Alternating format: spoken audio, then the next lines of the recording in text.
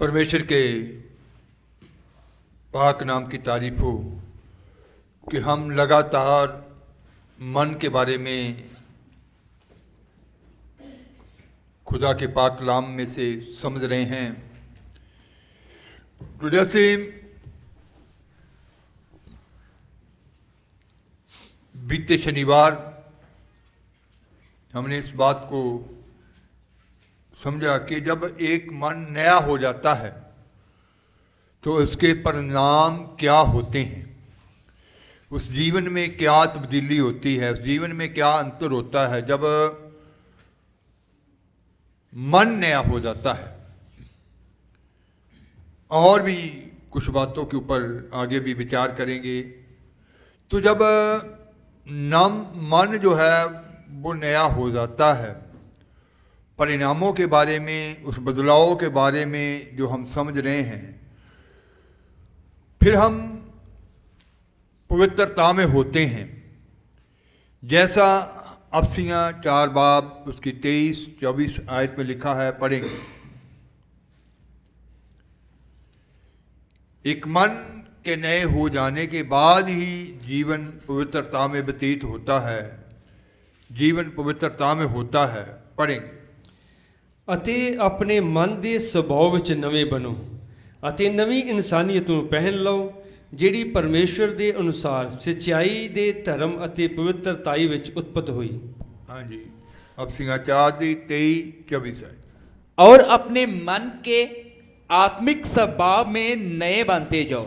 अपने मन के आत्मिक स्वभाव में नए बनते जाओ और नए मनुष्यत्व को पहन लो।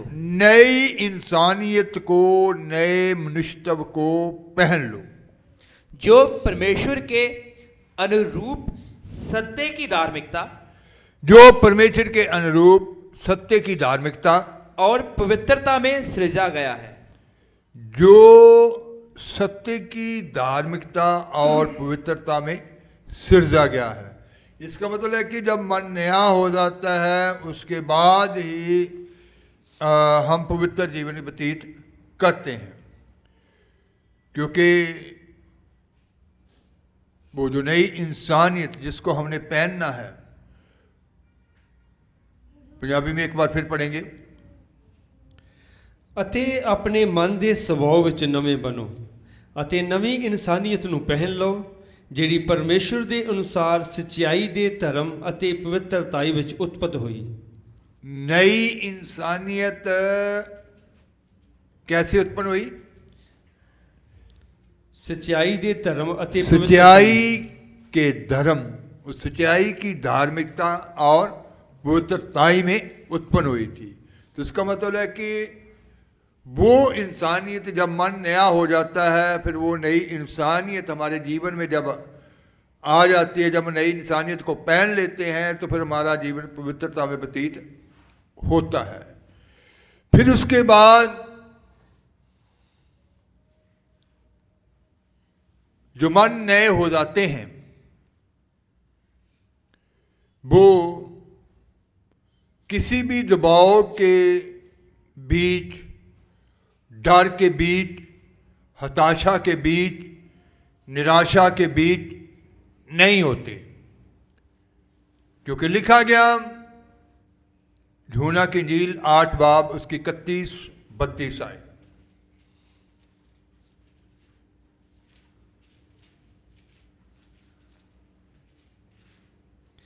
ਤਾਂ ਯਸੂ ਨੇ ਉਹਨਾਂ ਯਹੂਦੀਆਂ ਨੂੰ ਜਿਨ੍ਹਾਂ ਉਹਦੀ ਪ੍ਰਤੀਤ ਕੀਤੀ ਸੀ ਆਖਿਆ, ਜੇ ਤੁਸੀਂ ਮੇਰੇ ਬਚਨ ਤੇ ਖਲੋਤੇ ਰਹੋ ਤਾਂ ਠੀਕ ਤੁਸੀਂ ਮੇਰੇ ਚੇਲੇ ਹੋ ਔਰ ਸੱਚਾਈ ਨੂੰ ਜਾਣੋਗੇ ਅਤੇ ਸੱਚਾਈ ਤੁਹਾਨੂੰ ਆਜ਼ਾਦ ਕਰੇਗੀ। तब यीशु ने उन यहूदियों से जिन्होंने उस पर विश्वास किया था कहा, यदि तुम मेरे वचन में बने रहोगे तो सचमुच मेरे चेले ठहरोगे।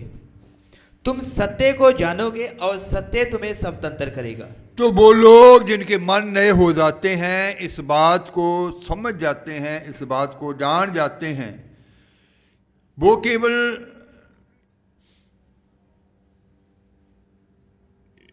ये बात नहीं समझते कि सच्चाई को हम जानेंगे, वो जान जाते हैं कि जब हम सच्चाई को जान जाएंगे तो वो ये भी जान जाते हैं कि ये सच्चाई हमें क्या कर देगी, स्वतंत्र कर देगी।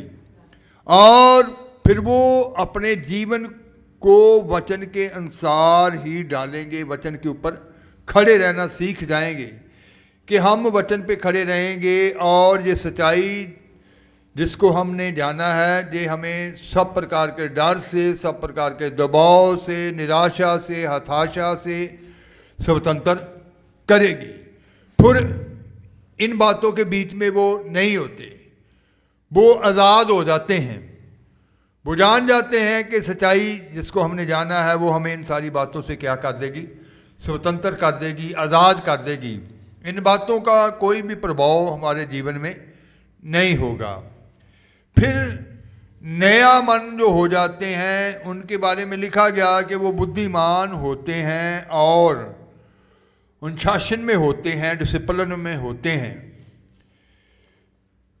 पहला कुरिन्थियों 9 बाब उसकी 27 है, लूका की इंजील 14 बाब उसकी 27 है।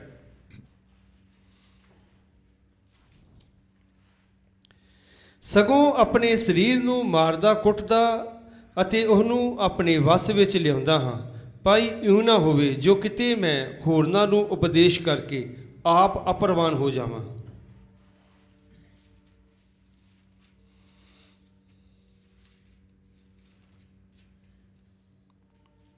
ਜੋ ਕੋਈ ਆਪਣੀ ਸਲੀਬ ਚੁੱਕ ਕੇ ਮੇਰੇ ਮਗਰ ਨਾ ਆਵੇ ਮੇਰਾ ਚੇਲਾ ਨਹੀਂ ਹੋ ਸਕਦਾ।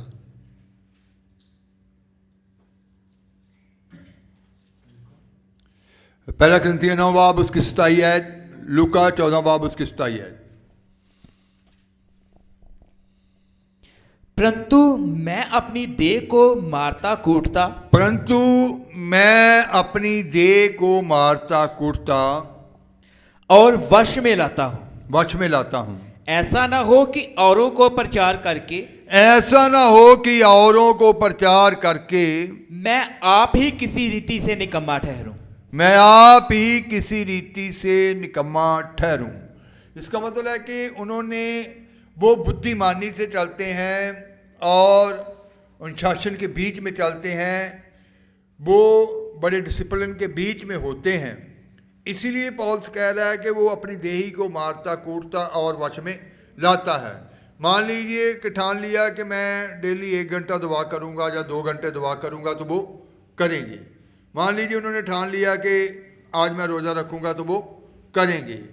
जो कह दिया फिर उसके बीच में, अनुशासन के बीच में चलना है। और जैसे लूका की इंजील 14 बाब 27 में लिखा है, पढ़ेंगे, और जो कोई अपना क्रूस ना उठाए, जो कोई अपना क्रूस ना उठाए और मेरे पीछे ना आए, मेरे पीछे ना आए, वह भी मेरा चेला नहीं हो सकता। वह भी मेरा चेला नहीं हो सकता। क्रूस उठाने का मतलब यही है मसीह जीवन। तो वो मसीह जीवन को अपने जीवन में से दिखाएगा, उस अनुशासन को अपने जीवन से दिखाएगा, उन सारी बातों को बहन भाइयों के बीच में, रिश्तेदारों के बीच में, शादी ब्याह के बीच में वो दिखाएगा। रिश्तेदारों के बीच में गया है, शादी ब्याह में गया है, कहीं भी गया है, उसके जीवन में वो अनुशासनता नज़र आएगी कि ये एक खुदा का जन है। वो अपनी बातों पे हमेशा अटल रहेगा। ये नहीं है कि केवल वो संगति में, क्योंकि उसका मन नया हो चुका है और वो बड़ी बुद्धिमानी से हर स्थान के ऊपर बड़े अनुशासन के बीच में दिखाई देगा। तो जैसे उसने कहा कि मैं अपनी देही को मारता कूटता और वश में लाता हूँ, कहीं ऐसा ना हो कि मैं दूसरों को उपदेश करके आप खुद निकम्मा ठहर जाऊँ।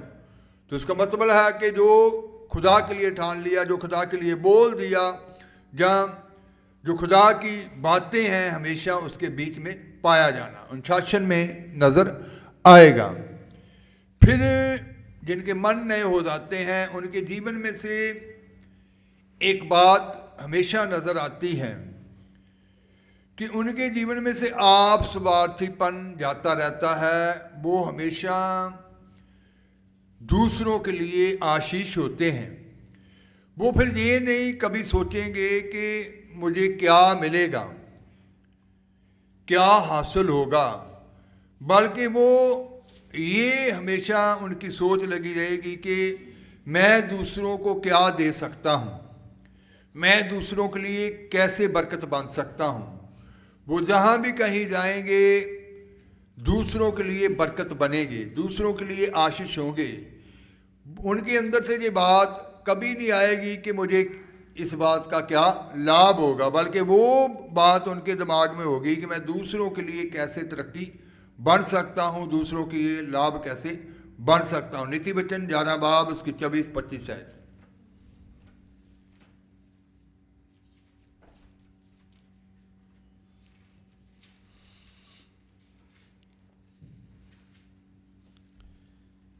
ਕੋਈ ਤਾਂ ਵੰਡਦਾ ਹੈ ਫਿਰ ਵੀ ਉਹਦਾ ਮਾਲ ਵੱਧਦਾ ਹੈ, ਅਤੇ ਕੋਈ ਯੋਗ ਖਰਚ ਤੋਂ ਸਰਫਾ ਕਰਦਾ ਹੈ ਤੇ ਕੰਗਾਲ ਹੀ ਰਹਿੰਦਾ ਹੈ।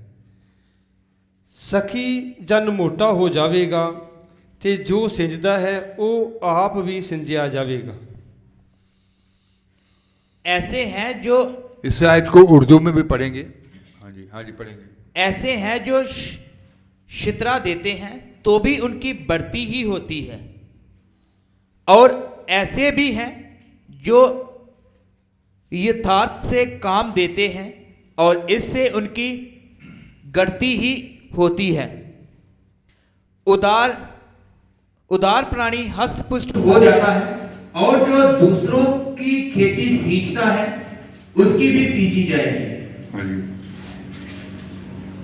एक आदमी की दौलत में इजाफा होता है, गो वह फैसले से तकसीम करता है। दूसरे की गुर्बत में इजाफा होता है, गो वह हद से एक की जायदाद में इजाफा होता है, वादा होता है, वो खुल दिली से उसको तकसीम करता है, बांटता जाता है। दूसरे के ऊपर गुर्बत आ जाती है, वो गरीबी आ जाती है, क्योंकि वह कंजूस है। हाँ जी। फैज़ खुशहाल रहेगा जो दूसरों को तरोताजा करे। फैज़ दिल खुशहाल रहेगा जो दूसरों को तरोताजा करे। वह खुद ताजा दम रहेगा। वह खुद ताजा दम रहेगा।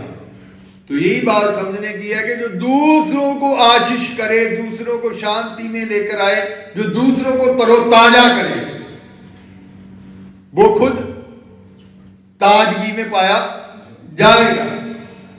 जो औरों की खेती सींचता है, हिंदी में लिखा, उसकी खेती खुद सींची जाएगी। जो दूसरों के लिए बरकत पाता है, दूसरों को ब्लेस करता है, वो खुद ब्लेस हो जाएगा। जो दूसरों को तरोताजा करता है, फिर से एक बार पढ़ेंगे। एक आदमी की दौलत में इजाफा होता है, गो वह फैसले से तकसीम करता है। एक आदमी की दौलत में इजाफा होता है, वादा होता है, बढ़ोतरी होती है, बढ़ती है उसकी दौलत। वो फैज़दिली से, खुल दिली से उसको तकसीम करता है, बांट देता है। हाँ जी। दूसरे की गुर्बत में इजाफा होता है, गो वह हद से ज्यादा कंजूस है। दूसरे की गुर्बत में, गरीबी में वादा होता है, वो हद से ज्यादा क्या है? कंजूस है। फैज़ दिल खुशहाल रहेगा। फैज़ दिल, खुल दिली वाला खुशहाल रहेगा। जो दूसरों को तरोताजा करे, जो दूसरों को तरोताजा करे, वह खुद ताजा दम रहेगा। वह खुद ताजा दम रहेगा।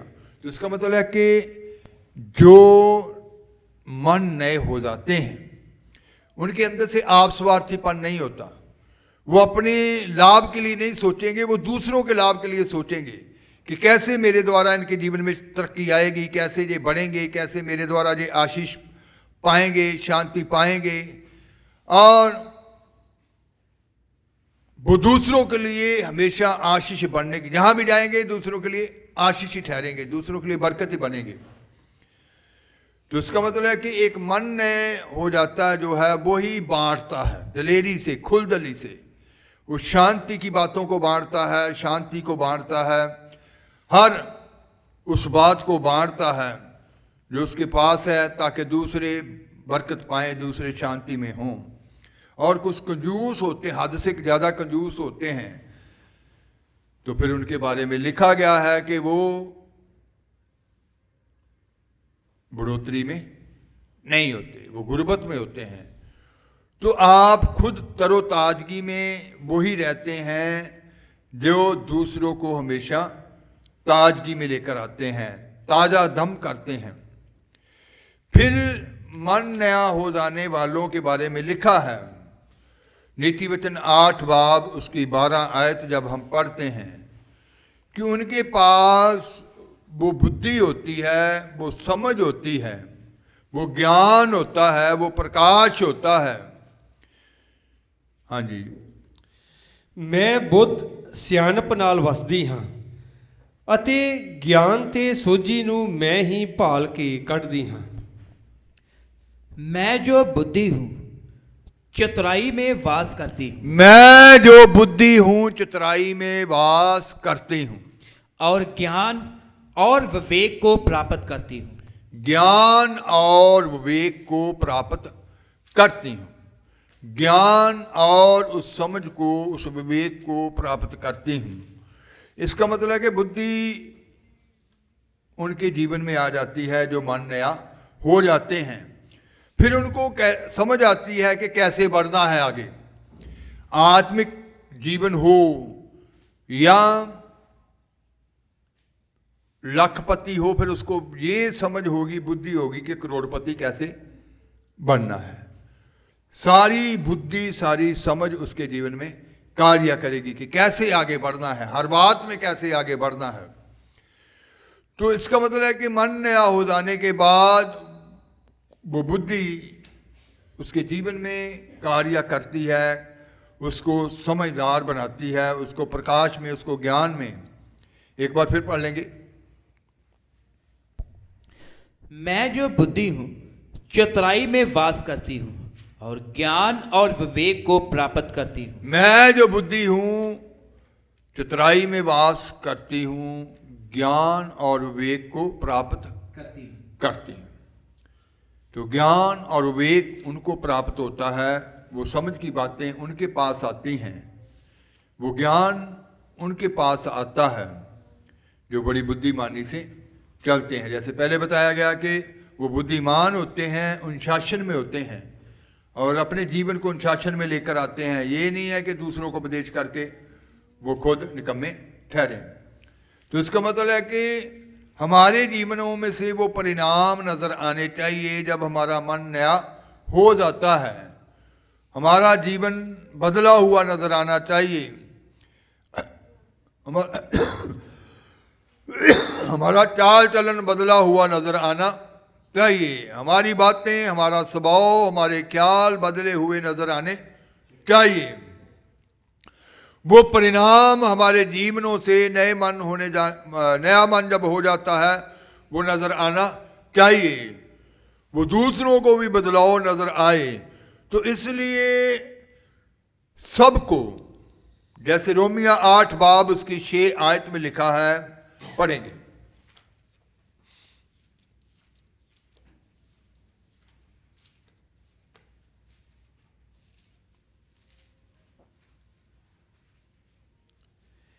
ਕਿਉਂ ਜੋ ਸਰੀਰਕ ਮਨਸ਼ਾ ਮੌਤ ਹੈ ਪਰ ਆਤਮਕ ਮਨਸ਼ਾ ਜੀਵਨ ਅਤੇ ਸ਼ਾਂਤੀ ਹੈ। शरीर पर मन लगाना तो मृत्यु, शरीर पर मन लगाना तो मृत्यु है, परंतु आत्मा पर मन लगाना जीवन और शांति। आत्मा के पर मन लगाना जीवन और शांति है। जीवन और शांति आत्मा पर मन लगाने वालों के पास ही होते हैं, जीवन और शांति। तो शरीर पर मन लगाना मृत्यु है। तो इस बात को ध्यान में रखना कि क्या आप शरीर पर मन लगाएंगे, जैसे जी मन के विषय को लगातार आपने कुछ हफ्तों के बीच में सुना, इसको दोबारा भी आप ऑनलाइन सुन सकते हैं ताकि आपकी समझ में आ जाए कि जब तक मन नया नहीं होता तब तक हम बढ़ोतरी में नहीं होते, तब तक हम आगे नहीं बढ़ते।